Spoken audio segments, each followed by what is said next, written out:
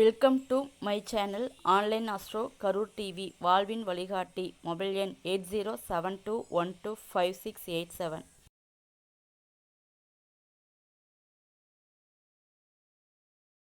ஸ்ரீ லலிதாம்பிகை ஜோதிட ஆய்வகத்தோட நிறுவனர் திருமதி ஈஸ்வரி ராஜ் அவர்கள் பேசுகிறாங்க. சகோதரி அவர்கள் இன்றைக்கி எடுத்துக்கொண்ட தலைப்பு பார்த்திங்கன்னா, பணவரவை அதிகரிக்கும் வழிமுறைகள். அதாவது பணவரவை எந்த வழிமுறைகளால் நம்ம அதிகரிக்க செய்ய முடியும் அப்படிங்கிறத பற்றி இன்றைக்கி பேசுகிறாங்க. சகோதரி இன்றைக்கி மிக சிறப்பாக நிறையா பாடல்களையும் நிறையா ஹிண்ட்ஸ் எடுத்துகிட்டு வந்திருக்காங்க. இன்றைக்கி அவங்க என்ன வழிமுறைகளை சொல்கிறாங்க அப்படிங்கிறத நம்ம இன்றைக்கி எல்லாருமே நோட் பண்ணிக்குவோம். வாங்க சகோதரி, உங்களுடைய கருத்துக்களை ஷேர் பண்ணுங்கள். வாழ்த்துக்கள். அனைவருக்கும் வணக்கம். குரு வாழ்க குருவே துணை. தலைப்பு அப்படிங்கிறப்ப பண வரவை அதிகரிக்க வழிமுறைகள். அதாவது பணம்னாலே நம்ம ஜோதிடத்தில் எல்லா பேருமே சொல்லுவோம் இரண்டாம் இடம். அப்போ இந்த இரண்டாம் இடம் சொல்லக்கூடிய அந்த இரண்டாம் இடம் காலபுருஷனுக்கு இரண்டாம் இடம் ரிஷப வீடு. இப்போ ஒரு ஜாதகத்தில் அந்த ரிஷப வீட்லேயோ அல்லது உங்கள் ஜாதகத்தில் லக்னத்துக்கு இரண்டாம் இடம் சொல்லக்கூடிய தனஸ்தானத்திலேயே சுபகிரக சுக்கிரன், குரு, புதன், வளர்பிறை சந்திரன் இவங்கள்லாம் தொடர்பு கொள்கிறப்ப கண்டிப்பாக பணவரவு சிறப்பாக இருக்குங்க. அதாவது பணபரஸ்தானம் சொல்லக்கூடிய 2, 5, 8, 11 இவங்களாம் ஒன்றோடு ஒன்று தொடர்பு கொள்கிறப்ப கண்டிப்பாக கட்டாயம் பணவரவு சிறப்பாகவே இருக்கும். அது உதாரணத்துக்கு கூட ஒரு ஜாதகம் இருக்குது, ஒரு செல்வந்தரோட ஜாதகம். அவர் பெயர் சொல்ல விரும்புகிற, இருந்தாலும் நம்ம எல்லாத்துக்குமே தெரிஞ்ச செல்வந்தர் தான். அதாவது அவரோட லக்னம் என்னன்னு பார்த்தீங்கன்னா விருச்சக லக்னம். லக்னத்துக்கு 2ஆம் இடம் சொல்லக்கூடிய தனுசில் சந்திரன். அந்த 2, 5 கூடிய குரு பகவான் 10ஆம் இடத்துல சூரியனோட வீட்டில் சிம்மத்தில் சூரியனோட நட்சத்திரத்தில் உத்தரத்தில் அமர்ந்திருக்காரு. அப்போ இங்கே அதாவது இந்த ஜோதிடத்தில் விதி அண்டு விதிவிலக்கு இருக்குது. நம்ம ஒரு விதியை படிச்சிருக்கோம், ஒரு ஜாதகத்தில் அந்த விதி ஒத்து போகும், இல்லை விதி விலக்கும் இருக்கும். இப்போ நான் அந்த ஜாதகத்தை ஏன் ஆய்வுக்கு எடுத்திருக்கேன்னா, அந்த 2, 5, 8, 11 சொல்லக்கூடிய பணபரஸ்தானங்கள் அங்கே சிறப்பாக இருக்குது அப்படிங்கிறத சொல்ல வரேன். அந்த 2, 5 கூடிய குரு பகவான் சிம்மத்தில் அமர்ந்து, அப்போ இங்கே ஏற்கனவே 2, 5 கனெக்ட் அவர் ஆகிடுறாரா, அப்போ சிம்மத்தில் அமர்றாரு. அமர்ந்து தன்னுடைய வீட்டவே தனுசு வீட்டவே 5ஆம் பார்வையாக பார்க்குறாரு. அடுத்து பார்த்திங்கன்னா இங்கே என்ன சொன்னோம், 2, 5, 8, 11 பணபரஸ்தானம். அப்போ இங்கே புதன் 8, 11 கூடியவராக வர்றாரு. அதாவது விருஷக லக்னத்துக்கு 2, 5 கூடிய குரு பகவான், 8, 11 கூடிய புதன் பகவான். அப்போ இந்த புதன் அந்த ஜாதகத்தில் மேசத்தில் அமர்ந்திருக்காரு. மற்ற கிரகங்களும் மேசத்தில் இருக்குது, நான் மெயினாக அந்த பணபரஸ்தானம் மட்டும் சொல்கிறேன். அப்போ இந்த குருவோட பார்வை 9ஆம் பார்வையாக அந்த மேசத்தில் உள்ள புதனை பார்க்குறாரு. அப்போ இங்கே எப்படி ஜாயிண்ட் ஆகுது, இப்போ நம்ம தொடர்பு அப்படின்னா ஒரு கிரகம் இந்த 2, 5, 11 ஒரு வீட்டில் போய் மாறி இருக்கிறது, ஒன்றோடு ஒன்று தொடர்பு கொள்வது, நட்சத்திரத்தில் இல்லை சேர்ந்திருப்பது, இதெல்லாமே தொடர்புன்னு சொல்லுவோம். இப்போ இங்கே குரு பகவான் அந்த ஜாதகத்தில் 10ஆம் இடத்துல அமர்ந்தாலும் அவர் 2, 5 கூடியவர், 8, 11 கூடிய புதனை பார்வை செய்கிறாரு 9ஆம் பார்வையாக. இப்போ இங்கே தனஸ்தானத்தை 2ஆம் இடத்தையே குரு பார்க்குறது, அவர் எவ்வளோ பெரிய கோடீஸ்வரர் தெரியுங்களா, கோடியில் பிறந்தவர் அப்படின்னே சொல்லலாம். அப்போ இந்த பணபரஸ்தானங்கள் அவர் ஜாதகத்தில் சிறப்பாக இருக்குது. சரி, நம்மளுக்கு அந்த அமைப்பு இருக்கா? அப்போ இந்த நம்ம அமைப்பு இல்லாட்டினாலும் அந்த அமைப்பை எப்படி நம்ம ஏற்படுத்திக்கிறது? அதாவது நம்ம கோடீஸ்வர யோகம் எல்லா பேரும் வருவோம், இருந்தாலும் நம்ம தேவைக்கு ஏற்ற பணவரவு வர வைக்க நம்ம என்ன ஒரு வழிமுறைகள் அப்படிங்கிறத இன்றைக்கி பார்க்குறோம். அதாவது ஒரு நம்ம எண்ணங்கள் நல்ல எண்ணங்களாக இருக்கணும். அதாவது பாசிட்டிவான எண்ணங்கள். அதாவது எப்போ பார் நம்ம புலம்பிக்கிட்டே இருக்கிறத விட எனக்கு இது வரும், நடக்கும். இப்போ பொதுவாக நம்ம நம்ம தேவைக்கு ஒருத்தட்ட கடன் வாங்குகிறோம். அதாவது நம்மளோட தேவை, அவங்கள்ட்ட நம்ம கடன் கேட்குறோம், அவங்க கொடுக்குறாங்க. அந்த கடன் கொடுத்ததை நான் கடனாக இருக்கேன்னு சொல்கிறத விட நம்ம தேவைக்கு அவங்க கொடுத்து உதவுனாங்க, அவங்களோட பணத்தை திருப்பி கொடுக்கறதுக்கு உண்டான வழிமுறை எனக்கு கொடுன்னு நீங்கள் ஆண்டவனத்தை பிரார்த்தனை வைக்கிறப்பயே கண்டிப்பாக அதுக்கு உண்டான வழிமுறைகள் உங்களுக்கு கிடைக்கும். நான் இப்போ ஒருத்தட்ட பணம் வாங்கியிருக்கோம், அவங்க கடனை நம்ம கட்டணும். இப்போ நம்ம 10,000 ரூபா வாங்கியிருக்கோம், நம்ம கையில் அடுத்து ஒரு 11,000 ரூபா கையில் கிடைக்குதுன்னா 10,000 அவங்க கடனை கொடுக்கணுங்கிற எண்ணம் நம்மளுக்குள்ளே இருந்தாலே கண்டிப்பாக அந்த செயல்முறைகள் வழிபாட்டுக்கு வரும் அப்படிங்கிறது தான். ஏன்னா இப்போ நம்மளுக்கு தெரிஞ்ச ஒருத்தர் சகோதரர் சொல்லிக்கிட்டே இருப்பார், நான் கடங்காரன், நான் பிச்சைக்காரன், நான் கடங்காரன் இதைத்தான் எப்போ பார் சொல்லிக்கிட்டே இருப்பாங்க. அப்போ இதை சொல்ல அவங்களே அவங்கள நம்ப மாட்டாங்க. அப்புறம் யார் நம்புவா? நம்ம எண்ணம் தான் வாழ்க்கை. அப்போ நம்ம நல்ல பேச்சாக பேசணும். நம்ம இது நான் கடன்காரன்னு சொல்கிறத விட நம்ம தேவைக்கு ஒருத்தர் கொடுத்தாங்க, அந்த பணத்தை நான் எந்த வழியிலும் இல்லை, நேர்மையான வழியில் சம்பாரித்து அந்த கடனை திருப்பி கொடுக்கணும் அப்படிங்கிற எண்ணங்கள் நம்மளுக்குள்ளே பிரார்த்தனை வைக்கிறப்பே கண்டிப்பாக அதுக்குண்டான திடீர் வானத்தை பொத்துக்கிட்டு அதிர்ஷ்டம் கொட்ட போகிறதில்ல. அதாவது நம்ம வேலை இல்லாமல் ஒரு பண கஷ்டத்துக்கு கடன் வாங்குகிறோம், அப்போ அந்த வேலையை உருவாக்கி கொடுப்பாரு. நான் சொல்கிறது அதுதான், அந்த பண வரவை இந்த வழியெல்லாம் அவர் உருவாக்கி கொடுப்பாரு. கடவுளை நம்பி நம்ம பிரார்த்தனை, நம்ம கோரிக்கை கரெக்டாக இருந்தால் கண்டிப்பாக நம்ம வாங்கின படத்தை கொடுக்கணுங்கிற எண்ணங்கள் நம்மளுக்குள்ளே வந்தாலே அதுக்குண்டான வேலை வாய்ப்பு, அதுக்குண்டான ஒரு பொருள் வசதியை ஏற்படுத்தி கொடுப்பாரு. இதுதான் முதல் பாயிண்ட்டு. அடுத்து பார்த்திங்கன்னா, இப்போது நம்ம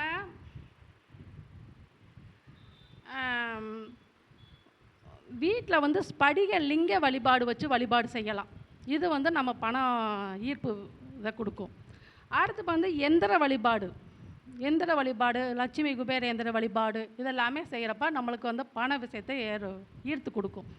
அடுத்து பார்த்திங்கன்னா, செம்பு வெள்ளியில் உடலில் படுற மாதிரி கல் இல்லாமல் பிளெயின் மோதிரமாக போடுறதும் இன்னும் உங்களுக்கு தன வசியத்தை ஏற்படுத்தும். அதே போல் அந்த வெள்ளி மோதிரம் அப்படிங்கிறப்ப அது வலது கை சுண்டு விரல்லையும் செம்பு மோதிரத்தை செம்பு மோதிரத்தை வலது கை சுண்டு விரல்லையும் வெள்ளி மோதிரத்தை இடது ஆட்காட்டி விரலையும் போடுறப்ப நம்மளுக்கு அந்த பணவசயம் ஏற்படும். அடுத்து பார்த்திங்கன்னா, சுத்தமான மலைத்தேன். நான் வச்சுருந்தேன் ரொம்ப நாளாக ஆஃபீஸில். மலைத்தேனை நம்ம வீட்லையோ இல்லை நம்ம தொழில் செய்கிற இடத்துலையோ நம்ம அது வச்சுக்கிறப்ப கண்டிப்பாக அது பணம் ஈர்த்து கொடுக்கும். அடுத்து பார்த்திங்கன்னா, நம்ம அந்த மேஜையில் கூட வச்சுக்கலாம், சில சாமி படத்துக்கிட்ட வச்சுக்கலாம். அடுத்து வடகிழக்கு மூலையில், நம்ம வீட்டில் வடகிழக்கு மூலையில் சுத்தமான இடத்துல துளசி செடியை வச்சு வளர்க்குறது நம்மளுக்கு ஒரு பண ஈர்ப்பு கிடைக்கும். அந்த துளசி செடிக்கு வியாழக்கிழமை நீங்கள் சுத்தமான மாட்டுப்பாலில் நீங்கள் பாலை வார்த்து நீங்கள் அபிஷேகம் செஞ்சு நீங்கள் வழிபாடு பண்ணுறது கண்டிப்பாக உங்களுக்கு பணவசியம் ஏற்படுங்க. அடுத்து குளிக்கையில் தினம் குளிக்கிறப்ப வில்வேலையை போட்டு நீங்கள் குளிச்சுட்டு வாங்க, அதுவுமே உங்களுக்கு ஒரு நல்ல பாசிட்டிவான எனர்ஜியை கொடுக்கும். அடுத்து இந்த மஞ்சள் லட்டு, மஞ்சள் வாழைப்பழம் இதெல்லாமே நீங்கள் தானம் கொடுக்கலாம். குழந்தைகளுக்கு தானம் கொடுக்கலாம். ஒரு அன்னதானம் ஒரு போடுற இடத்துல உங்களால் முடிஞ்ச மஞ்சள் வாழைப்பழத்தையோ இல்லை மஞ்சள் லட்டையோ நீங்கள் வாங்கி தானம் கொடுங்க, கண்டிப்பாக அது உங்களுக்கு சக்ஸஸ் கொடுக்கும். அடுத்து பார்த்திங்கன்னா, காளை மாட்டுக்கு வெல்லம் கொடுத்து வாங்க. காளை மாட்டுக்கு வெல்லம் கொடுத்து வர்றப்போ உங்களுக்கு அது பண ஈர்ப்பு இது கொடுக்கும். அடுத்து இப்போ நம்ம பொருளுள்ளாருக்கு இவ்வுலகில்லை, அருளாருக்கு அவ்வுலகில்லை, இதெல்லாம் நம்ம முன்னோர் நம்ம திருவள்ளுவர் பாடி வச்சது. ஒவ்வொரு பாடலும் ஒவ்வொரு வாசகம் இதெல்லாமே நம்ம முன்னோர்கள் எதற்கு பண்ணாங்க, ஏன் பண்ணாங்கன்னா அவங்களோட இதெல்லாம் நிறைவேற்றுறதுக்காண்டி அவங்களோட வரிகளாக அந்த காலத்தில் நம்மளுக்கு கொடுத்துட்டு போனாங்க. இப்போ இதுக்கு உதாரணமாக பொன் பொருள் கிடைக்கணும் அப்படிங்கிறதுக்கு நம்ம திருஞான சம்பந்தர் உங்களுக்கு எல்லாமே தெரியும். அவர் திருவாடுதுறையில் அந்த ஈசனை வழிபட்டு வர்றப்போ அவரோட தந்தை உலக நன்மைக்காண்டி நான் யாகம் வளர்க்குறேன், அந்த யாகத்துக்கு வேண்டிய பொண்ணு பொருள் நீங்கள் கொடுன்னு கேட்டார் மகன்கிட்ட. அப்போ அவரே ஏற்கனவே ஒன்றுமில்லாத ஆண்டி. அப்போ அவர் நானே இறைவனோட பாதத்தை தவிர என்கிட்ட வேறு ஒன்றுமே இல்லையே கொடுக்கறதுக்கு அப்படின்னு இருந்தாலும் உலக நன்மைக்காண்டி யாகம் வளர்க்க நம்ம தந்தையே நம்மள்ட்ட கேட்டார், அப்போ நம்ம எப்படினாலும் அதை கொடுக்கணும் அப்படின்னு. ஆனால் நம்மள்ட்ட ஒன்றும் இல்லையேன்னு அந்த சிவபெருமானை நினச்சி இடரெனும் தளரெனும் எனதொரு நோய் அப்படிங்கிற பாடல் வரிகளை தேவார பாடலில் வரும். அந்த பாடல் இடம்பெற்றிருக்குது. அந்த பாடலை அவர் பாடினார். அப்போ அந்த பாடல் பாடி முடித்தோடனே அந்த சிவபூத கணம் ஒரு பொற்கிளியை கொண்டு அந்த பலிபீடத்து முன்னால் வச்சு இது உனக்கு இறைவனால் கொடுக்கப்பட்டது அப்படின்னு கொடுத்தாங்க. அதை வச்சு அவர் யாகம் வளர்க்குறதுக்கு கொடுத்து உதவி பண்ணார். எடுக்க குறையாமல் அந்த பொற்களில் வந்துக்கிட்டே இருந்துச்சுன்னு இது நம்ம இதில் பாடப்பட்ட பாடல், தேவாரத்தில் பாடப்பட்ட பாடல். அப்போ நீங்கள் உங்களுக்கு பண கஷ்டம் உங்களுக்கு தேவையான வேண்டுதலுக்கு கண்டிப்பாக நீங்கள் இந்த பாடலை நீங்கள் இந்த பதிகத்தை பாடிவாங்க. கண்டிப்பாக இந்த பதிகம் மூலயமா உங்களுக்கு தனபரவு அதுக்கு உண்டான வழிமுறைகளை ஏற்படுத்தி கொடுக்கும். அதுக்காண்டி பொற்களை இல்லை பாடல் தெரியாது. பொற்களெல்லாம் கிடைக்காது. அதுக்கு உண்டான வழிமுறைகள் ஏற்படுத்தி கொடுக்கும். இதை நம்ம கவிதா சக்தி அவங்க தான் எனக்கு இந்த பாடலை சொன்னாங்க. இந்த பாடல் நான் ஒரு டைம் கஷ்டப்படுறதுல எனக்கு அவங்க சொல்கிறது, கண்டிப்பாக அதை நான் பண்ணினேன், சக்ஸஸ் ஆகினேன். சரிங்க. அடுத்து இன்னொரு நம்ம தினம் தீபம் ஏற்றி வழிபாடு பண்ணுறோம் இல்லையா?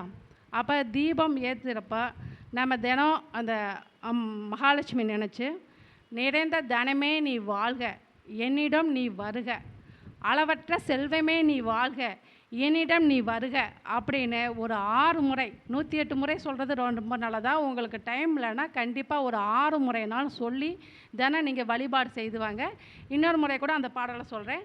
நிறைந்த தனமே நீ வாழ்க, என்னிடம் நீ வருக, அளவற்ற செல்வமே நீ வாழ்க, என்னிடம் நீ வருக அப்படின்னு சொல்லி நீங்கள் தீபம் ஏற்றி வழிபாடு செய்துவாங்க. இதெல்லாமே உங்களுக்கு பண வரவு அதிகரிக்கும்.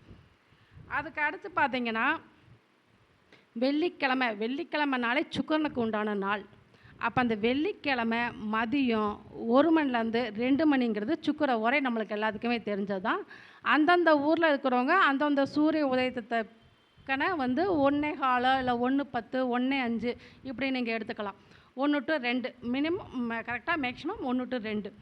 இந்த நேரத்தில் நீங்கள் உங்கள் வீட்லேயோ இல்லை தொழில் ஸ்தானத்துலேயோ ஒரு ஒயிட் ஷீட் எடுத்துக்கோங்க. A4 ஷீட்டு ஒயிட் ஷீட் எடுத்துக்கோங்க. அந்த ஒயிட் ஷீட்டில் கல்லுப்பு இருக்கு இல்லையா?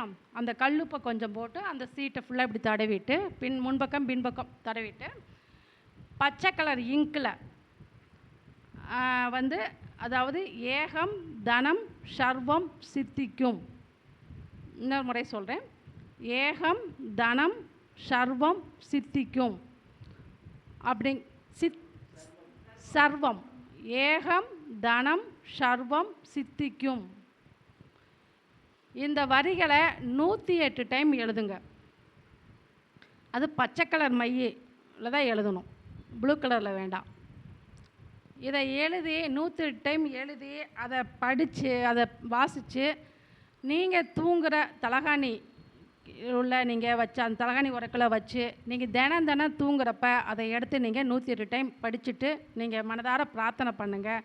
கண்டிப்பாக அதாவது உங்களுடைய நியாயமான கோரிக்கைக்கு உங்களுக்கு வரவேண்டிய பணம் கட்டாயம் வரும்.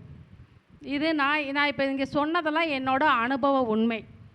இது நான் தனியாக தயாரித்ததில் நான் புக்கில் படித்தோ கேட்டோ இதெல்லாம் நான் அதை பின்பற்றி எனக்கு நடந்த அனுபவத்தை தான் நான் உங்களோட ஷேர் பண்ணுறேன். அப்போ இந்த இதை நீங்கள் தினம் செய்துவாங்க. கண்டிப்பாக உங்களுக்கு நீங்கள் உங்களோட நியாயமான கோரிக்கைக்கு நீங்கள் ஒரு பக்கத்தில் உங்கள் தேவைக்கு அந்த பணம் கட்டாயம் வரும்.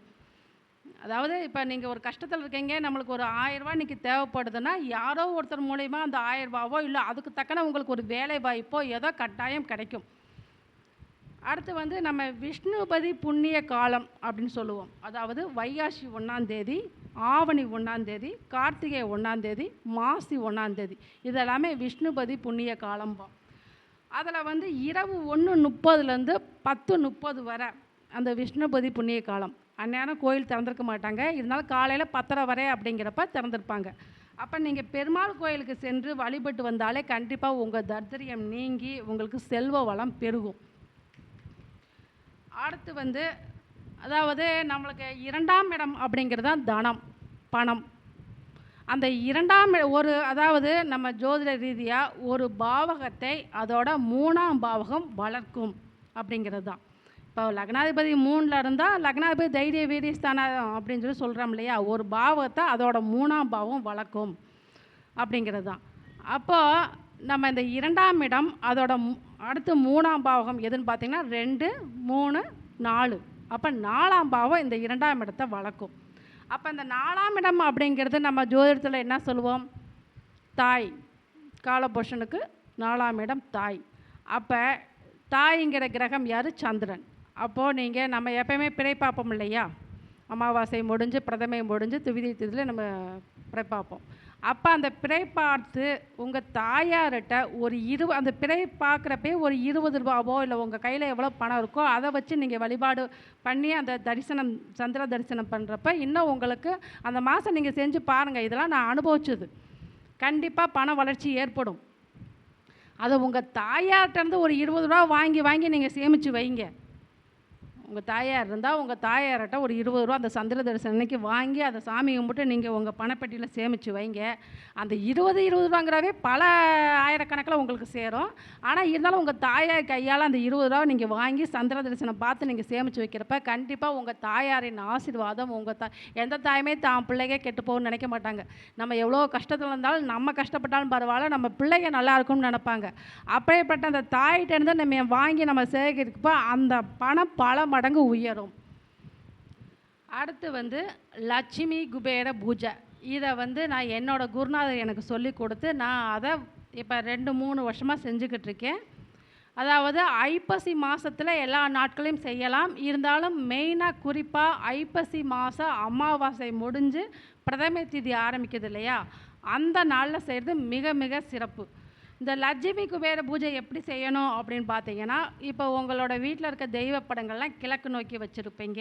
ஆல்ரெடி நம்ம அப்படி தான் வச்சுருப்போம். இருந்தாலும் கிழக்கு நோக்கி அந்த லட்சுமியும் குபேரனையும் ஒரு ஃபோட்டோ வாங்கி கூட நீங்கள் வச்சுக்கோங்க. வச்சு நீங்கள் வடக்க பார்த்து உட்காந்துக்கோங்க. வடக்க பார்த்து உட்காந்து அந்த லட்சுமி குபேரம் அதாவது ஒரு அரிசி மாவால், பச்சரிசி மாவால் ஒரு கட்டம் ஃபஸ்ட்டு அந்த படத்தை அதுக்கு வீடெல்லாம் சுத்தம் பண்ணி நம்ம மஞ்சள் தண்ணி இல்லை கோமியம் தெளித்து விட்டு வீட்டை சுத்தம் பண்ணிக்கோங்க. சுத்தம் பண்ணிவிட்டு அந்த ஐப்பசி மாதம் அமாவாசை முடிஞ்சு பிரதமை ஆரம்பிக்கிற நேரத்தில் லட்சுமி குபேர பூஜை வடநாட்டில் இது ரொம்ப ஃபாலோ பண்ணுறாங்க. நம்ம இது தென் மாவட்டத்தில் தான் தீபாவளினா புது துணி போடுறது இதோட நிப்பாட்டிக்கிறோம். ஆனால் அந்த லட்சுமி குபேர பூஜை நம்ம வட மாநிலத்தில் நல்லா சிறப்பாக செய்கிறாங்க. அப்போ இந்த லட்சுமி குபேர பூஜை எப்படி செய்யணும் அப்படின்னா, அதான் நீங்கள் கிழக்கு பக்கமாக சாமி போட்டாவை வச்சு லட்சுமி குபேர படம் கிடைச்சாலும் வாங்கி வச்சுக்கோங்க. வச்சு நீங்கள் வடக்க பார்த்து உட்காந்துக்கோங்க. அதுக்கு வீடெல்லாம் சுத்தம் பண்ணி மஞ்சள் தண்ணி கோமியமெல்லாம் தெளித்து வீட்டை சுத்தம் பண்ணிக்கோங்க. பண்ணிவிட்டு ஒரு மரப்பலகையோ இல்லை ஒரு பலகை இல்லாட்டி சுத்தமான இடத்துல அந்த சாமி போட்டாவை வச்சுக்கோங்க. அரிசி மாவால் ஒரு கட்டம் 9 கட்டமாக வர மாதிரி கட்டம் போட்டுக்கோங்க. இது ஜோதிடர்களுக்கு அனைவருக்கும் தெரியும். அதாவது நம்ம பஞ்சாங்கம் சீனிவாச பஞ்சாங்கத்திலேயே இருக்குது. இப்போ நம்ம தெரியாத ஆடியன்ஸ் பார்க்குறவங்களுக்கு இதை நான் சொல்லிக்கிறேன். அந்த கட்டம் 9 கட்டம் போட்டுக்கோங்க. 9 கட்டத்தில் போட்டு அந்த பச்சரிசி மாவால், கோலப்படியில் சாக் பீஸ் இதெல்லாம் போடக்கூடாது, பச்சரிசி மாவால் போட்டுக்கணும். அதுலேயும் பன்னீரோட கலந்து அந்த பச்சரிசி மாவை கலந்து நீங்கள் போடுறது ரொம்ப சிறப்பு. அந்த கட்டத்தில் ஃபஸ்ட்டு கட்டத்தில் 27 அப்படிங்கிற எண்ணெய் எழுதிக்கோங்க. அடுத்து 20, அடுத்து 25, அடுத்த கட்டத்தில் கீழே 22, 24, 26. அதுக்கு அடுத்த கட்டத்தில் அடுத்த ஸ்டெப்பு கீழே 23, 28, 21. இதை நீங்கள் எப்படி கூட்டினாலும் அந்த கூட்டுத்தொகை 72 தான் வரும். நீங்கள் எந்த ஆங்கிளில் கூட்டி பாருங்கள். இன்னொரு டைம் அதை சொல்லணுமா மேடம்? ஓகே, பஞ்சாங்கத்தில் இருக்குது. ஓகே, அந்த கட்டத்தை இன்னொரு டைம்னு சொல்லிக்கிறேன். ஒரு கட்டம் 9 கட்டம் வர மாதிரி கட்டம் போட்டு ஃபஸ்ட்டு மேலேருந்து 27, அடுத்து 20, அடுத்து 25, அடுத்த ஸ்டெப்பில் 22, 24, 26, அதுக்கு அடுத்த ஸ்டெப்பில் 23, 28, 21 இந்த மாதிரி எழுதிக்கோங்க. இது எப்படி கூட்டினாலும் 72 வரும். நீங்கள் கரெக்டாக எழுதிருக்கீங்கன்னு செக் பண்ணிக்கோங்க. இதை நீங்கள் எழுதிட்டு அந்த எண்ணெய், அதாவது 27 அப்படின்னா 27 1 ரூபா காயின்ஸு இல்லை 2 ரூபா காயின்ஸு இல்லை 5 ரூபா காயின்ஸு உங்கள்கிட்ட எது இருக்கோ அதை எடுத்துக்கோங்க. ஆனால் கலந்து வைக்கக்கூடாது. இப்போ ஒரு கட்டத்தில் 27னா அந்த 27 காயின்ஸும் 1 ரூபா காயின்ஸாக இருக்கணும், இல்லை 2 ரூபா காயின்ஸாக இருக்கணும், இல்லை 5 ரூபா காயின்ஸாக இருக்கணும். அதே போல் அந்த நம்பர் நம்ம கொடுத்துருக்கோம் இல்லையா, அந்த நம்பருக்கு உண்டான எண்களுக்கு உண்டான காயின்ஸை நீங்கள் எடுத்து வரிசையாக அடிக்கோங்க. அந்த நம்பரை எழுதி அதில் ஒவ்வொரு பூவை வச்சுக்கோங்க. சரிங்களா? அப்படி வச்சுட்டு குபேரனை நம்ம இதெல்லாம் வைக்கிறதுக்கு விநாயகரை நம்ம மஞ்சள் பிள்ளையார் பிடிச்சி நம்ம வச்சுக்கணும். விநாயகரை வழிபடணும். விநாயகர் ஸ்லோகம் ஏதாவது தெரிஞ்சால் சொல்லிக்கோங்க. விநாயகரை பிடிச்சி வச்சு நம்ம அவரை வழிபாடு பண்ணிக்கணும். அடுத்து இந்த லட்சுமி குபேர இது இப்போ குபேர போட்டால் வச்சாச்சு. இப்போ லட்சுமியை நம்ம எப்படி வீட்டில் வர வைக்கிறது? அப்போ ஒரு செம்பு, அதாவது நம்ம கடைகளில் பூஜா ஸ்டோரில் கிடைக்கும் செம்பு, சில்வர் இல்லை, இந்த செம்பு பாத்திர செம்பு இருக்கு இல்லையா, அந்த செம்பு அதில் வாங்கி ஒரு செம்பு, ஒரு அரை செம்பு நிறைய நீர், அதில் வாசனை திரவியங்கள் எது எது போடணுமோ நீங்கள் போட்டுக்கலாம். அதாவது பன்னீர், ஏலக்காய், ஜவ்வாது, இந்த மாதிரி சந்தனப்பொடி, கடையில் கேட்டாலே சொல்லுவாங்க அரக்கஜம், இந்த மாதிரி புணுகு, இந்த மாதிரி எந்த வாசனை திரவியங்கள் கிடைச்சாலும் நீங்கள் அந்த செம்புக்குள்ளே ஊற்றி அந்த தண்ணி கூட கலந்து, அதுக்கு மேலே ஒரு தேங்காய், அவங்க தான் மகாலட்சுமி, அந்த தேங்காயை வச்சு அதுக்கு பொட்டு சந்தனம் பொட்டு வச்சு, மல்லிகைப்பூ அல்லது தாமரைப்பூ ரெண்டுமே கிடைச்சாலும் ரொம்ப சௌரியம்தான். அதை வாங்கி அந்த தேங்காய்க்கு அம்மனா நம்மளை பாவிச்சு, அந்த தேங்காய் வைக்கிற அந்த செம்புக்குள்ளே வந்து மாவிளையை இப்படி வச்சு அதுக்கு நடுவில் அந்த தேங்காய் வைக்கணும். அதெல்லாம் நீங்கள் கும்பம் பார்த்துருப்பீங்க இல்லையா, அதுதான். அந்த மாதிரி வச்சு அந்த லட்சுமியை நம்ம வரவழைச்சிக்கிறோம் நம்ம வீட்டுக்கு. இப்போ வந்து அவங்களுக்கு நெய்வேத்தியமாக என்னென்ன வைக்கணும் அப்படிங்கிறத சொல்கிறேன். இப்போ குபேரனுக்கு உண்டான நெய்வேத்தியம் அப்படிங்கிறப்ப பாதாம் பருப்பு, பிஸ்தா, முந்திரி, பனங்கற்கண்டு, ஜாங்கிரி, மாதுளம்பழம், வாழைப்பூ. மெயினாக வந்து இந்த லட்சுமி குபேர பூஜையில் வந்து வாழைப்பூ வந்து இடம்பெற்றிருக்கணும். வாழைப்பூ இதெல்லாமே ஒரு 2 தழுகை இல்லை ஒரு இலை போட்டாலும் சரி, அதில் போட்டு இதெல்லாமே நீங்கள் எடுத்து வச்சுக்கோங்க. அது கூட 1 டம்ளர் சுத்தமான காய்ச்சிய பால், பனங்கற்கண்டோ இல்லாட்டி பாதாம் பருப்பு போட்டு காய்ச்சிய பால், அது கூட ரவா கேசரி செஞ்சு, செவ்வாழை பழம் மெயினாக அதில் இடம்பெறணும். இதெல்லாமே நீங்கள் வச்சு மகாலட்சுமிக்கு உண்டான பழங்கள்லாம், மாதுளம்பழம், உங்களுக்கு என்ன பழம், நெல்லிக்கனி, இதெல்லாமே நீங்கள் வச்சுக்கோங்க. இதெல்லாமே மகாலட்சுமிக்கு உண்டான மாதுளம்பழம், நெல்லிக்கனி, இதெல்லாமே அவங்களுக்கு உண்டான நெய்வேத்தியம். அதை நீங்கள் வச்சுக்கணும் நெய்வேத்தியமாக. இதெல்லாம் வச்சு நீங்கள் விநாயகர் பாடலை நீங்கள் உங்களுக்கு எந்த பாடல் தெரியுதோ விநாயகர் ஸ்துதியை பண்ணிக்கோங்க. அடுத்து வந்து குபேர மந்திரம் அது பஞ்சாங்கத்தில் இருக்குது. ஓம் யஷாய குபேராய வைஸ்வரானய தனந்தாதிபதிய தனந்தாதிய சம்ரித்திமே தேகி தபாய ஸ்வாக. இந்த மந்திரத்தை குபேரனை நினச்சி நீங்கள் சொல்லி வழிபாடு பண்ணுங்கள். லட்சுமியை நீங்கள் நம்ம வீட்டுக்கு வர வச்சு, எனக்கு அந்த மகாலட்சுமியோட போற்றி உங்களுக்கு தெரியும், 108 போற்றியோ இல்லை மகாலட்சுமி மந்திரமோ எது தெரிஞ்சாலும் லட்சுமியே போற்றி அப்படிங்கிற அந்த மந்திரத்தை சொல்லி நீங்கள் அந்த குபேரன் லட்சுமியை நம்ம வீட்டுக்குள்ளே வர வச்சு நம்மளுக்கு செல்வ நிலை இருக்கணும் அப்படின்னு நீங்கள் நெய்வேத்தியெல்லாம் வச்சு அவங்கள பிரார்த்தனை பண்ணுங்கள். இது கண்டிப்பாக உங்களுக்கு செல்வம் வளம் உயரும். இதை அன்னைக்கே கலைச்சிடக்கூடாது. இது அந்த பிரசாதத்தில் எல்லாத்துக்கும் கொடுக்கலாம். மறுநாள் காலையில் வேறு ஒரு நெய்வேத்தியம் செஞ்சு உங்களால் சிம்பிளாக என்ன பண்ண முடியுமா, 1 டம்ளர் காய்ச்சின பாலை வச்சா கூட ஓகே, நெய்வேத்தியம் செஞ்சு அப்புறம் அதெல்லாம் எடுத்துட்டு அந்த நீரை வந்து உங்கள் வீடு இல்லை நீங்கள் தொழில் செய்கிற அலுவலகம் எதுனாலும் நீங்கள் அதை உங்கள் தொழில் ஸ்தானங்களை தெளித்து விடுங்க. கண்டிப்பாக இந்த லட்சுமி குபேர பூஜை பண்ண உங்களுக்கு செல்வ நலம் உயரும். இது நான் என்னோட அனுபவம். சரிங்க. அடுத்து வந்து பொதுவாகவே அன்பு, ஒருத்தர்கிட்ட வந்து நம்ம அன்பாக இருக்கணும். அந்த அன்புங்கிறது இருந்தாலே மற்ற அனைத்துமே நம்மளுக்கு கிடைக்கும். அதாவது இதுக்கு உதாரணத்துக்கு ஒரு சின்ன கதை இருக்குது, நேரமாகுது, நான் அதை மட்டும் சொல்லி முடிச்சுக்கிறேன். அதாவது ஒரு பெண்மணி வந்து வெளியில் போகணும் அப்படின்னு ஒரு வீட்டிலேருந்து வெளியில் வர்றப்ப அவங்க வீட்டு முன்னுக்கு 3 பெரியவர்கள் உட்காந்துருக்குறாங்க. அப்போ அந்த பெரியவர்கள் ஏதோ நம்ம சாப்பாடுக்கு தான் உட்காந்துருக்காங்க அப்படின்னு அந்த பெண்மணி வந்து வாங்கய்யா உள்ள நான் சாப்பாடு கொடுக்குறேன் அப்படின்னு சொல்லி கூப்பிட்றாங்க, உணவு கொடுக்குறேன் அப்படின்னு கூப்பிட்றாங்க. அப்போ அந்த 3 பேர் சொல்கிறாங்க, உங்கள் வீட்டுக்குள்ளே கணவர் இருக்காரான்னு கேட்குறாங்க. இல்லை, அவர் வெளியில் போயிருக்காரு அப்படின்னு சொல்கிறாங்க. அப்போ சொல்கிறப்ப இல்லை உங்கள் கணவர் வரட்டும் அப்புறம் நாங்கள் வர்றோம் அப்படின்னு சொல்லி சொல்லிடுறாங்க. அப்போ அவங்க கணவரும் சாயந்தரம் வேலையை முடிச்சுட்டு வந்துடுறாங்க. வந்து இப்படி யார் வெளியில் உட்காந்துருக்குறாங்க, 3 பெரியவர் உட்காந்துருக்காங்கன்னு வந்து வீட்டில் வந்து உள்ள அவங்கள்ட்ட கேட்குறாங்க. அப்போ அந்த அம்மா விளக்கத்தை சொல்கிறாங்க, நான் வெளில கிளம்பலாம் இருந்தேன், இவங்க 3 பேர் உட்காந்தாங்க, அவங்களுக்கு உணவு ஏதாவது தேவைப்படுமோ நினச்சி நான் கூப்பிட்டேன், ஆனால் அவங்க வரல. உங்கள் கணவர் வந்த பிறகு கூப்பிடுங்க, நான் வரேன்னு சொல்லி உட்காந்துட்டாங்க. இப்போ நீங்கள் வந்துட்டீங்க அப்படிங்க, அப்போ நான் தான் வந்துட்டேன்ல, இப்போ போய் கூப்பிட அவங்க வருவாங்க அப்படின்னு சொல்லி சொல்கிறாங்க. அப்போ அந்த அம்மா வந்து வெளியில் அந்த 3 பேரை வந்து என் கணவர் வந்துட்டாங்க வாங்க அப்படின்னு சொல்லி கூப்பிட்றாங்க. அப்போ அதில் வந்து அந்த பெரியவர் சொல்கிறாங்க, நாங்கள் 3 பேரும் மூவர் வேறு, ஒருத்தரை கூப்பிட்டா ஒருத்தர் வரமாட்டோம், ஆனால் ஒருத்தரை கூப்பிட்டா 3 பேர் சேர்ந்து வருவோம், அது நீங்கள் யாருன்னு நீங்களே டிசைட் பண்ணிக்கோங்க அப்படிங்கிற வார்த்தையை சொல்கிறாங்க. அதாவது அவங்க சொன்னது ஒருத்தர் பேருடைய அன்பு, அவருடைய பெயர் அன்பு, ஒருத்தர் வந்து செல்வம், இன்னொருத்தர் வந்து வெற்றி, அப்போ இந்த அன்பு, செல்வம், வெற்றி இந்த மூணும் அவங்களோட பெயர்.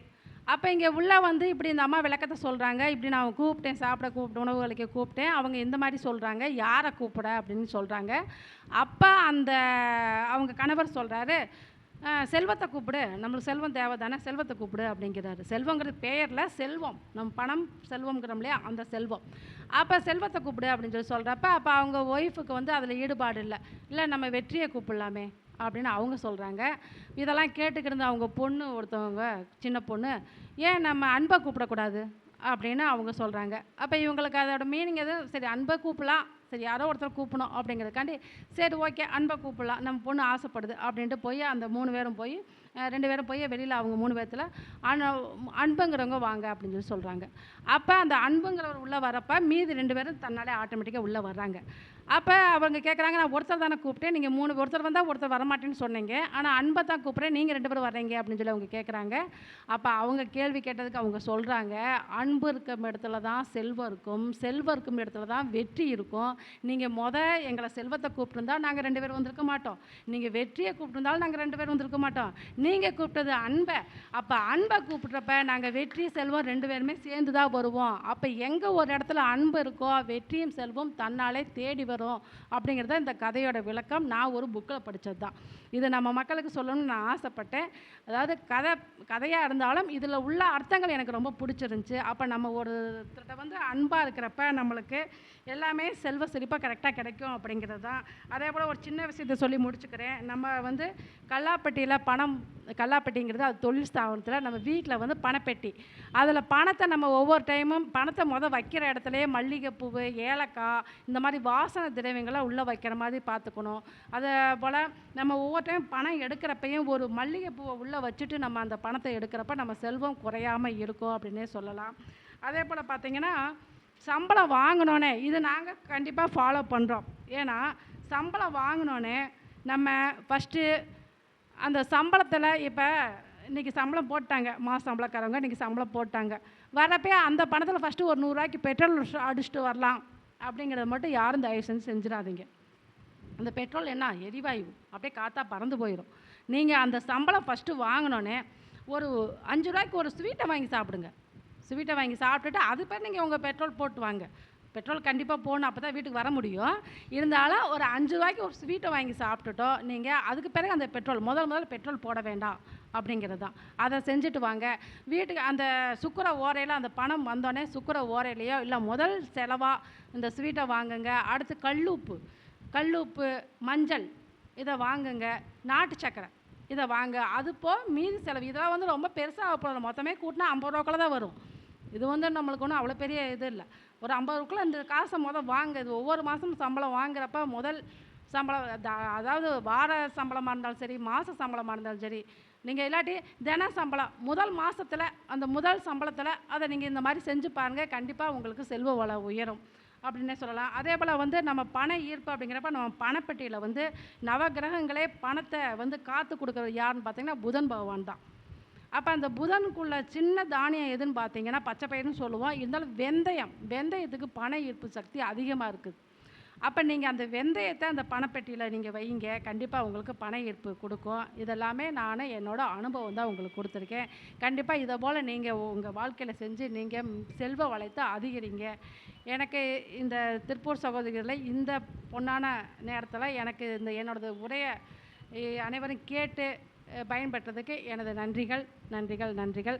அதே போல் எனது பெயர் வந்து பிரசன்ன ஜோதிடர் ஈஸ்வரி ராஜு.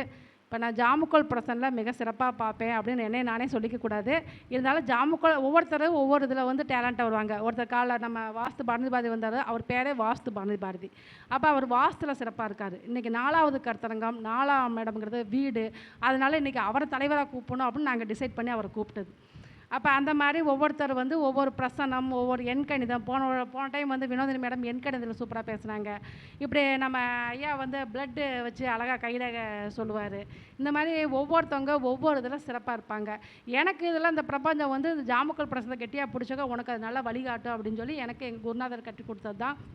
அந்த பிரசனத்தில் நிறையா உடனடி தீர்வுக்கு அந்த ஜாமுக்கல் பிரசனம் என்னை பொறுத்தளவு நல்ல சப்போர்ட் செய்யுது தான். சின்ன சின்ன கேள்விக்கு இல்லை, எவ்வளோ பெரிய கேள்வியாக இருந்தாலும் நம்ம மனக்குழப்பத்தில் இருக்கிறப்ப அந்த ஜாமக்கோல் பிரசனத்தை போட்டு நம்ம ஒரு இதை டிசைட் பண்ணுறப்ப அது சக்ஸஸ் ஆகுது அப்படிங்கிறது தான். அப்போ என்னோடய பெயர் வந்து பிரசன்ன ஜோதிடர் ஈஸ்வரி ராஜ் தான். எனக்கு பட்டம் கொடுத்தது வந்து ஜோதிட வாணி, நானாக வச்சுக்கிட்டது பிரசன்ன ஜோதிடர் ஈஸ்வரி ராஜ். என்னோடய ஆஃபீஸ் வந்து ஸ்ரீ லலிதாம்பிகை ஜோதிட ஆய்வகம் தான். நான் திருப்பூரில் ஜாதகம் பார்த்துக்கிட்டு இருக்கேன் கடந்த 10 வருடங்களாக. இன்னும் நீங்கள் ஏதாச்சும் ஜாதகம் பார்க்கணும், திருமண பொருத்தம் பார்க்கணும் அல்லது பிரசனை கேட்கணும் இப்படிங்கிறதுக்கெலாம் என்னை நீங்கள் தொடர்பு கொள்ளலாம். என்னோடய நம்பர் வந்து 9994031853. இந்த நம்பருக்கு நீங்கள் என்னை கான்டெக்ட் பண்ணலாம். நம்மளோட திருப்பூர் சகோதரி சேனல் மேலும் மேலும் நம்ம உயரணும் அப்படின்னு சொல்லிக்கிறேன். உங்கள் ஆதரவு எங்களுக்கு வேணும் அப்படின்னு சொல்லிக்கிறேன். அதே போல் காலையிலேருந்து மிகவும் பொறுமையாக நம்மளோட அழகாக வீடியோ பண்ணி அகத்தியர் ஜோதிட வித்யாலயா நிறுவனர் அவரை ஜெயஸ் ரவிக்குமார் அவர்களுக்கும் மற்றும் நம்மளோட அழகாக பொறுமையாக இருந்து வீடியோ பண்ணிக்கிட்டு இருக்க பாலசுப்ரமணிய ஐயா அவர்களுக்கும் எனது நன்றியை தெரிவித்துக் கொள்கிறேன். இந்த ஆன்லைன் கரூர் அஸ்ட்ரோ டிவி மூலயமா பார்த்துக்கிட்டு இருக்க நேயர்கள் அனைவருக்கும் எனது நன்றியை தெரிவிக்கிறேன். நன்றி நன்றி நன்றி. மிக அற்புதமாக பண வரவை ஏற்படுத்தும் வழிமுறைகள் அப்படின்னு அருமையாக சொன்னாங்க. அவங்க ஒரு தேவார பாடல் சொன்னாங்க. அது என்ன பாடல் அப்படின்னா, இடரினும் தளரினும் எனதொரு நோய் தொடரினும் உணகலல் தொழுதெழுவேன் கடல்தனின் அமுதோடு கலந்த நஞ்சை மிடரினில் அடக்கிய வேதியனே இதுவோ எமை ஆளுமோ ஈவதொன்றும் எனக்கில்லையே அதுவோ உன்னது இன்னருள் ஆவடுதுறை அரணே அப்படின்னு திருவாடுதுறையில் இருக்கிற அந்த சிவபெருமானை பார்த்து எனக்கு இப்படி பணம் இல்லாமல் போயிருச்சே அப்படின்னு ஒரு வேதனையில் பாடக்கூடிய பாடலாக இருக்கும். இது வந்து முதல் பதிகம்தான் இப்போ நான் சொல்லியிருக்கேன். 16 பதிகங்கள் இருக்குது. இதை தினமும் நீங்கள் காலையில் தூங்கி எந்திரிச்சதையும் கேட்க கேட்க கண்டிப்பாக பண சுழற்சி ஏற்படும். இதை நானும் அனுபவ முறையமாக நான் சொல்லியிருக்கேன். இதை நீங்கள் ஃபாலோ பண்ணுங்கள். கண்டிப்பாக பண சுழற்சி ஏற்படும். அதே போல் பண வரவும் உங்களுக்கு வந்துக்கிட்டே இருக்கும். உங்களுக்கு தேவைப்படுற நேரத்தில் கண்டிப்பாக இந்த ஒரு பணம் கிடைக்கும் அப்படிங்கிறது தான். திருமதி ஈஸ்வரி ராஜ் அவர்கள் வந்து மிகச்சிறப்பாக பண வரவை ஏற்படுத்தக்கூடிய ஒரு குட்டி கதை சொல்லி அன்பு தான் எல்லா செல்வத்தையும் கொடுக்கும் அப்படிங்கிறத மிக அழகாக சொல்லியிருக்காங்க. நாமளும் எல்லாரும் நம்மளோட சேர்ந்து எல்லாருமே ஒருவருக்கொருவர் பகையாக இல்லாமல் எல்லோரும் அன்பு காட்டி அந்த செல்வத்தை ஈர்ப்போம் அப்படின்னு நான் சொல்லிக்கிறேன். நன்றி சகோதரி, நன்றி. மிகச்சிறப்பாக பண்ணதுக்கு நன்றி.